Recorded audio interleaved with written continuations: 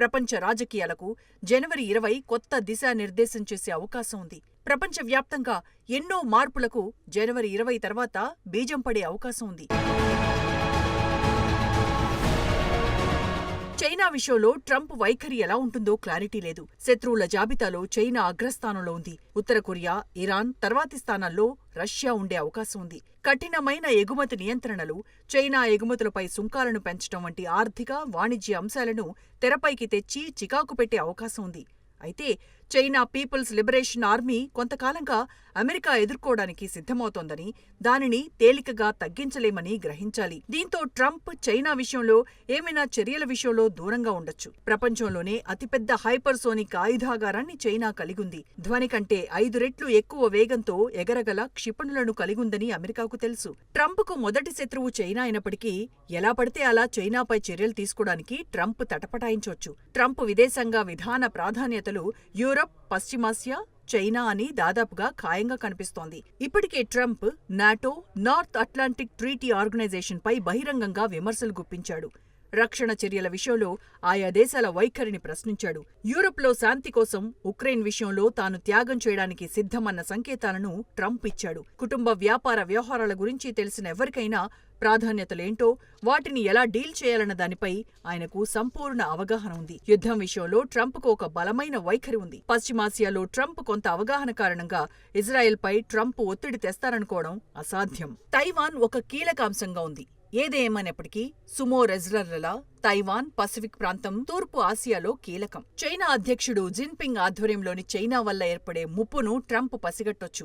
Asia, ఆస్ట్రేలియాలోని పలు దేశాలతో సంబంధాలు బలోపేతమవుతాయి. ఆస్ట్రేలియా, జపాన్, దక్షిణ కొరియాలతో ఇప్పటికే ఏర్పాటు చేసుకున్న సంబంధాలు మరింత బలపడతాయి. ప్రపంచంలోని అత్యంత ముఖ్యమైన దేశాలలో భారతదేశాన్ని ఇతరుల కన్నా ఎక్కువ అనుకూలంగా చూసేందుకు ట్రంప్ మొగ్గు చూపుతారని విశ్వసించేందుకు అనేక కారణాలున్నాయి. ట్రంప్, ప్రధానమంత్రి నరేంద్ర మోడీ ఒకే విధంగా ఆలోచిస్తారని చెప్పొచ్చు. ట్రంప్కు అమెరికా ముఖ్యం, మోడీకి ఇండియా ముఖ్యమన్నది జగమెరిగిన సత్యం. ఇద్దరు రాజకీయ నేతలు ఎట్టి పరిస్థితుల్లోనూ తమ ఆలోచనల మార్పుకు అవకాశం లేదు. చైనా పట్ల ఇద్దరిదీ అయిష్టతే.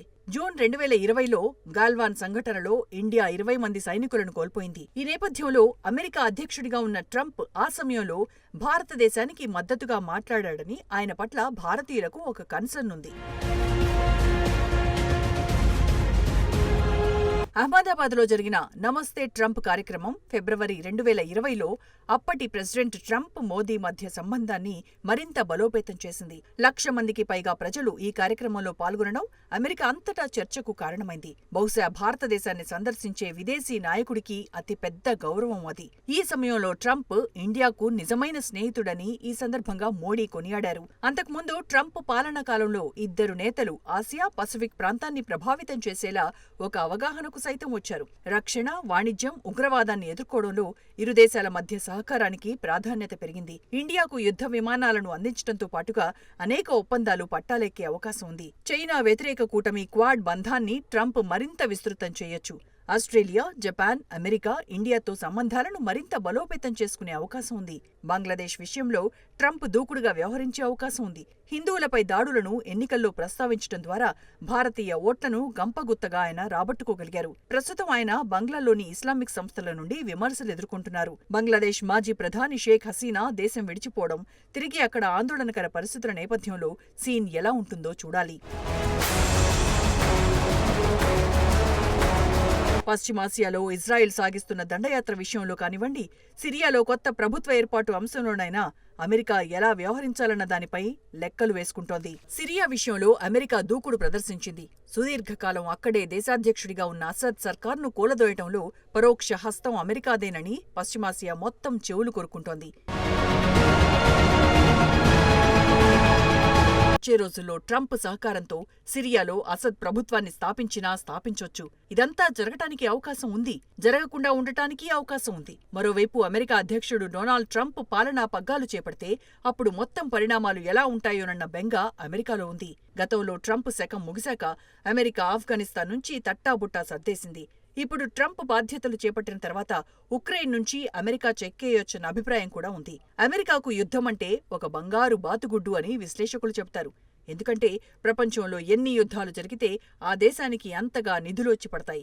ఆయుధాల అమ్మకాలతో ఆ దేశానికి కాసులు గలగల్లాడతాయి. అందుకే యుద్ధాలను అమెరికా పరమావధిగా భావిస్తోంది. కానీ సొంత లాభం ఎంతో కొంత చూసుకునే డొనాల్డ్ ట్రంప్ వచ్చే రోజుల్లో మొత్తం ఎలా వ్యవహరిస్తాడన్నది చూడాలి. సిరియా యుద్ధం ఎవరికోసం జరుగుతోంది? ఎందుకోసం జరుగుతోంది? మనందరికీ తెలిసిన విషయమే. మొదటి నుంచి అమెరికా సిరియాలో అసద్ సర్కారును వ్యతిరేకిస్తూ వస్తోంది. కానీ అసద్కు రష్యా మద్దతిస్తూ వచ్చింది. పశ్చిమాసియాలో ఎవరి ప్రయోజనాలు వారు కాపాడుకోవాలని చూస్తున్నప్పుడు మొత్తం వ్యవహారం ఇలా టర్న్స్ అండ్ ట్విస్ట్స్ తీసుకుంటోంది. అమెరికా ఎప్పుడూ కూడా ప్రజాస్వామ్యాన్ని కాపాడుతున్నట్లుగా మనకు కనిపిస్తుంది. కానీ నియంతృత్వ ముసుగులో ఉన్న పాలకులకు కొందరికి ఆ దేశం ఎప్పుడూ మద్దతిస్తూనే ఉంటుంది. ఇటీవల కాలంలో జరుగుతున్న అనేక పరిణామాలను విశ్లేషిస్తే మనకు అసలు విషయం బోధపడుతుంది. ఇజ్రాయెల్ విషయమే తీసుకుందాం. ఆ దేశం చుట్టూ ఉన్న అరబ్ దేశాలపై ఇజ్రాయెల్ దండయాత్ర చేస్తుంటే అమెరికా పరోక్షంగా మద్దతిస్తోంది. అదే సమయంలో వేలాది మంది పౌరులు మృతి చెందుతున్నా చోద్యం చూస్తోంది. బంగ్లాదేశ్లో ప్రస్తుత తాత్కాలిక పాలకుడు ఆర్థికవేత్త యూనస్ వ్యవహరిస్తున్న తీరును చూసినా ఇలాంటి డౌట్స్ చాలానే వస్తాయి. ప్రజాస్వామ్యం నుంచి ఆ దేశాన్ని నియంతృత్వం వైపు తీసుకెళ్తున్న క్రమం చుట్టుపక్కల దేశాలను భయకంపితులను చేస్తోంది. బంగ్లాదేశ్ పెనం మీద నుంచి పొయ్యిలో పడుతోందా అన్న డౌట్ వస్తోంది. బంగ్లాదేశ్లోని ఒక దీవిని తమకు సమర్పించుకోనందుకు కారణంగా తనను అమెరికా పదవిలోంచి దించేసిందని సాక్షాత్తు షేక్ హసీనా చెప్పారు. గతంలో పాకిస్తాన్ ప్రధానిగా ఉన్న ఇమ్రాన్ ఖాన్ను తొలగించే విషయంలో అమెరికా పాత్ర సుస్పష్టం. ఈ విషయాన్ని సాక్షాత్తు ఇమ్రాన్ ఖానే అనేకసార్లు చెప్పారు. ప్రపంచంలో ఎక్కడ ఏం జరిగినా ఎలాంటి మార్పుల గురించి చర్చ జరుగుతూ ఉంటుంది. గతంలో ఓ నానుడు ఉండేది. పాకిస్తాన్ 3 ఏళ్ల ఆధారంగా సాగుతోందంటారు. అల్లా, ఆర్మీ, అమెరికా మద్దతుతోనే సాధ్యమనేవారు. కానీ ఇప్పుడు ప్రపంచవ్యాప్తంగా ఎక్కడ ఏం జరిగినా దానికి కారణం ఒకే ఒక్క అమెరికా అన్న నానుడి ఎక్కువైంది. స్వప్రయోజనాల పరిరక్షణ కోసం అమెరికా వ్యవహరిస్తున్న తీరుతో ఆర్థిక అసమానతలు అంతకంతకు పెరుగుతున్నాయి. ప్రపంచం ఏమైనా మాకేంటి, మా పని మాకు జరగాలి, ఇదే అమెరికా వితండవాదం. మొదటి నుంచి అమెరికా సాగిస్తున్న దమన నీతి ప్రపంచాన్ని నిప్పులు రాజేస్తోంది. వచ్చే రోజుల్లో అమెరికా అధ్యక్షుడిగా ట్రంప్ బాధ్యతలు చేపట్టిన తర్వాత జరిగే పెను విస్ఫోటాలు మనల్ని ఆశ్చర్యానికి, అనుమానాలకు, ఆందోళనకు గురిచేస్తాయి. ఇండియా విషయంలో అమెరికా అధ్యక్షుడిగా మళ్లీ డొనాల్డ్ ట్రంప్ బాధ్యతలు చేపట్టిన తర్వాత మోడీ స్వాగతించవచ్చు. పరిస్థితులు ప్రతికూలంగా ఉండొచ్చు. అయితే డెమోక్రాట్ల జమానాలోనూ ప్రధాని నరేంద్ర మోడీ అమెరికాతో సన్నిహితంగా మెలిగారు. గతంలోనూ అదే పంథా కొనసాగించారు.